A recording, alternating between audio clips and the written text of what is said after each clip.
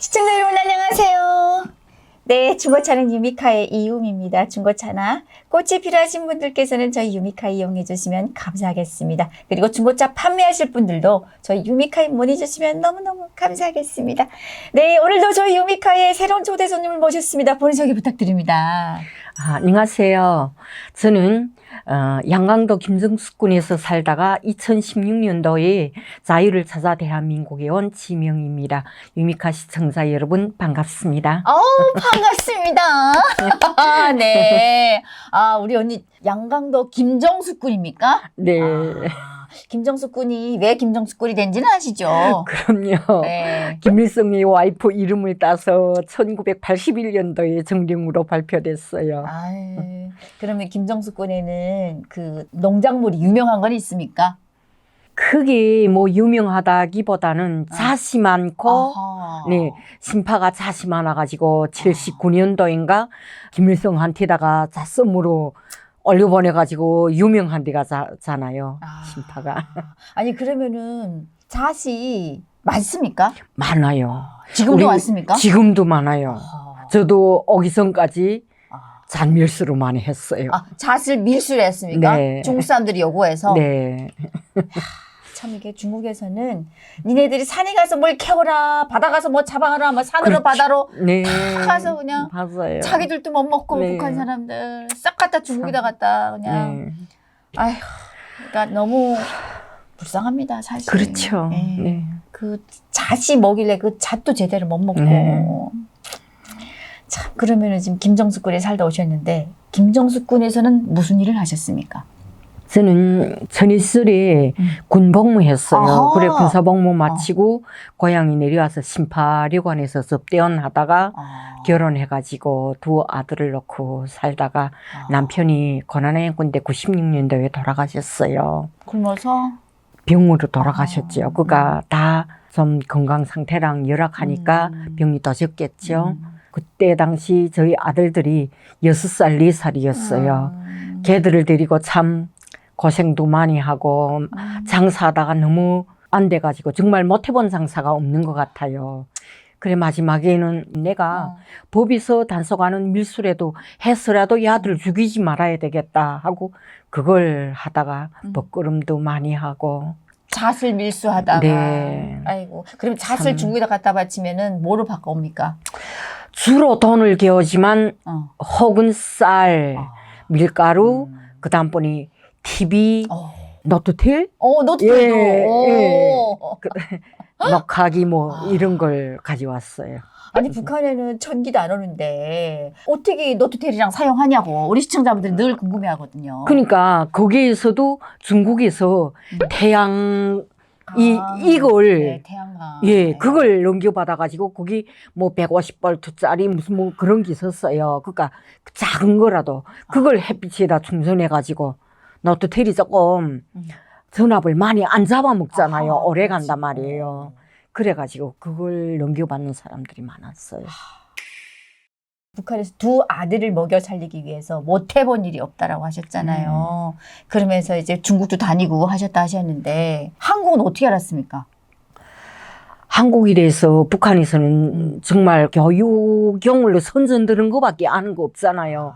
그런데 중국에 밀수하러 가서 보니까 중국 사람들이 얘기하는 거, 그 다음에 거기에 중국 채널이, 연변 채널이 한국 드라마로 우리말로 하는 채널이 있어요. 예.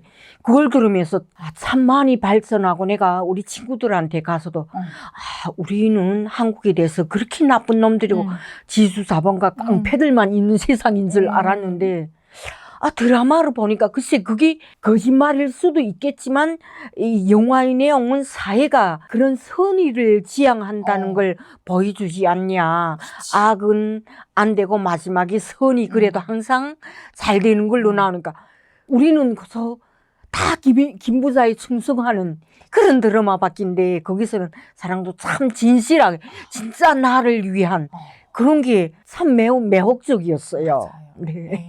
아니 그럼 드라마 속에서 한국 거리를 쫙 비춰줄 때 조금 신기하게 보였습니까? 그렇죠. 너무 멋있었어요. 우선 불이 현란했어요. 드라마 속에서도 불이 현란하죠. 네. 특히 또 우리 심판은 도로에 차들이라는 게 목탄 차 몇 대밖 불과 10손가락 안에 잡힐 정도. 그리고 그 뭐 간부들 책임비서, 조직비서, 뭐 행정위장 이런 사람들 차밖에 없잖아요. 건너다 보이면 중국 차를 구경하고. 그렇지. 그러는데 그 드라마를 보니까 참 너무 멋있었어요. 차들이 꽉꽉 차 있고. 네. 그런 거 막 골라 촬영하는 줄 알았어요. 그렇지. 진짜. 네. 북한이 늘 그렇게 거짓을 하니까. 네. 오히려 법관들, 간부들이 그 한국 드라마에 대해서 더 호기심 갖고 그 알판을 좀 구해달라고. 제가 2007년도에 그 드라마를 가져갔다가 한번 그게 들켜가지고 혼살나가지고 6개월 동안 대피 먹었어요. 아이고. 그래가지고 또림을 먹이고 단련대 6개월 하고 그래서 끝났잖아요. 강제로도 6개월 갔다 오셨어요. 끝내 네. 한국 드라마를 봤다고. 네. 저 푸른 차원이 저 지금 지금도 네 잊혀지지가 않아요. 그게.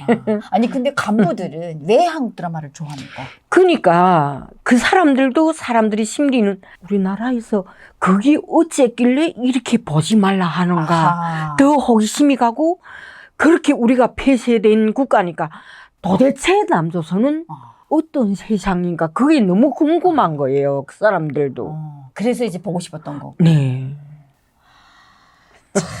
그러면은 지금 우리 언니께서는 북한에서부터 이미 한국 드라마를 보셨고 한국을 어느 정도 알고 있었고 했는데 네. 그래도 내가 딱 한국 가야 되겠다 결정적으로 결심하게 된 계기가 있었을 거 아니에요. 네. 나는 아무리 한국을 그렇게 알았어도 저 세상은 내하고 거리가 먼 세상이다 생각했어요. 그렇죠. 또 우리 형제들 집안 위해서 나는 저런 데를 감히 넘볼 수 없는 그런 데다 생각했죠. 정말 힘들게 그 고난의 행군 때에 어린 애들을 데리고 너무나 힘들게 살지만 어떻게 하나 이 고비를 이겨내면 뭐 강성대국의 문이 열린다고 그 사람들이 그 선전하는 걸 정말 믿고 어떻게 하나 고난의 행군을 이겨내려고 생각했어요. 그래 정말 악착같이 정말 피땀을 흘리면서 내가 단련대 6개월짜리를 5번 했어요. 어린 애들을 집에다 둬두고. 그러면서 한 푼 한 푼 모은 돈인데 2009년 11월 30일 날에 북한에서 화폐 개겠죠. 그때 당시 내가 돈이 정말 다른 사람들에 비하면 보잘것없는 돈이지만 나한테는 재산의 전부고 정말 내 일생 내 피땀으로 모은 돈인데 그때 당시 그 돈이 쌀을 한 톤 470kg를 쌀 수 있는 돈이었어요. 그런데 화폐계에 가면서 모서리 배터리 가지고 그때 당시는 또 종이가 없어서 돈을 찍어 못 낸다고 그래서 종이 쪽지만 줬어요. 우리를 돈을 가지고 국가서 배터리 가지고 가 있다가 그 다음에 6월 달에 100대 1로 계산해 주니까 내가 273만 얼마 꼬리가 붙었대는데 27,300원을 이렇게 주니까 쌀을 싸자니까 19kg를 싸겠더라고요. 1톤 479kg를 살 돈이. 네, 19kg. 19kg로 쌀 수 있더라고요. 그러니까 나라에서 이 강도라도 그런 강도가 없죠. 99%를 개인 재산을 다 빼들어가고 네. 1%를 준 거잖아요. 거기서 이제 화가 나가지고 삐도가 바뀐 거예요. 아, 저 남조선 사람들이 말하는 게 사실이구나. 우리가 더 나쁘구나. 내가 어떻게 모은 돈인데 그 애들을 집에다가 두고 단련대로 댕김이 그렇게 모은 돈을 하루아침에 다 빼뜨려 가가지고 나를 그렇게 주니까 내가 갈 곳이 내가 저 세상을 한번 가보자. 한국을. 네. 아니 근데 한국 사람들이 말하는 말이 맞다는 말은 무슨 말입니까? 그러니까 내가 그 라디오도 들어봤어요. 북한의 김정일이가 독재자다.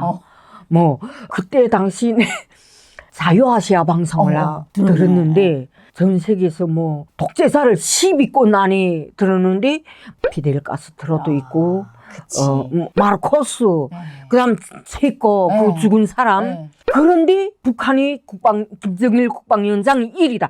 살아있는 독재자다. 막 이런 거 하더라고요. 그러면서 스위스 은행이다. 김정일이 아필로 얼마, 맏아들이 김성남인데 그 아필로 얼마, 김경희 아필로 얼마 이렇게 했다. 그 방송을 듣는 순간에는 놈들이 개소리 치고 있니? 우리 장군님이 무슨 그랬겠냐. 또 설사 그랬다 해도 우리 장군님이 세상에서 제일 부자면 좋지 않을까. 막 그렇게 생각했어요. 어처구니 없죠. 그때는 그렇게 생각했어. 근데 그거 자꾸 듣고 그다음 우리를 이렇게 우리 동갑 애들하니까 이 나쁘구나. 피눈물이 나오는 거예요. 겪고 나는 거예요. 그렇지. 우리 돈을 다 뺏어서 네가 가져갔구나. 네. 그러니까 나는 못 살겠다. 여기서 저 세상으로 한번 내가 가보자. 그리고 애들한테다가 돈 얼마하고 먹을 거 쌀을 싸주고 엄마가 자리 잡고 데리러 오겠다. 약속은 남기고. 어머, 그랬어요. 강 넘었어요. 아들 몇 살짜리 두고요? 그때는 중학교 됐어요. 애들이 중학교 1, 2학년. 그 애들만 지금 두고 네. 먹을 거 좀 사놓고 돈 그리고 주고 그러고 왔죠. 돈을 주고 그리고 지금 중국을 무작정 네. 강을 넘었으니까 네. 한국을 가기 위해서 네. 그 내가 너희들이 꼭 데리러 오마 이러고 네. 지금 넘었어요. 네. 왔죠. 얘기하고 넘었어요? 아니면 그냥 넘었어요? 얘기하고 왔죠. 엄마가 자리 잡고 너네를 데리러 오겠다. 아들들은 어떤 반응이었습니까? 그렇게 하라고 그랬어요. 그러니까 근데 그게 북한의 아들은 애들이 어렸을 때부터 강하게 커가지고 네. 내가 애들을 두고 장사 다녀, 밀수 다녀, 단련대 다녀 막 이러니까 애들은 우선은 혼자서 자리별로도 막 살아가. 면역력이 생겼지. 예, 그 돈과 쌀만 있으면 산다 하는 그런 게였어요. 그래, 그러고 나도 또 임차 내가 자리 잡고 너희를 데리러 오리라 저도 그렇게 생각했죠. 근데 그렇게 안 됐습니까?